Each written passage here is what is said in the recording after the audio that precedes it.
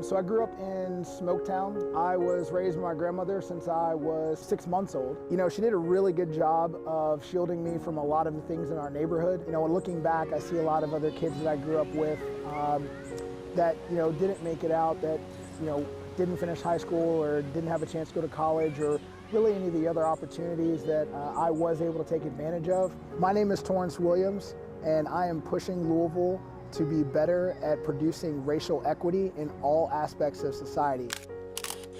I was the first in my family to graduate from college. I went to University of Louisville, majored in industrial engineering. My move out to St. Matthews from being in Smoketown was probably the largest move that I've had. The weirdest thing about getting older and moving from, you know, poverty and lower class into, you know, upper middle class or whatever, you know, you would classify me as, is the idea that, you know, I've gained privilege. And I've realized that I don't ever want to forget how I was brought up. I don't ever want to forget the community that I came from. Both of my parents were both addicted to cocaine. You know, I was hit by cycles of incarceration, cycles of poverty, and really the major root cause when we talk about this of why we have all of these negative effects in low-income communities and communities of color today is when we look at redlining.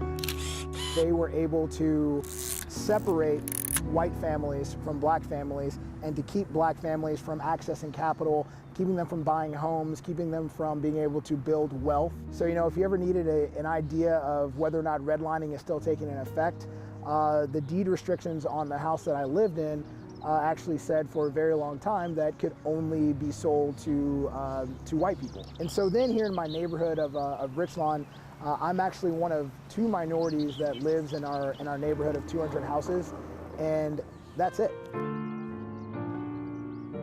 If we are as intentional in building these communities up and giving them the resources that they need to survive as we were with intentionally destroying these communities with redlining, we could put away our racial tags and all of the issues that we have in 10 years. It would be completely gone. We have to put pressure on our politicians, on our legislators to make sure that they have enough resources and information and knowledge so that they can have the basic tools that they need to succeed in order to make better decisions. But let's get everybody to that same starting point to make it better for all people.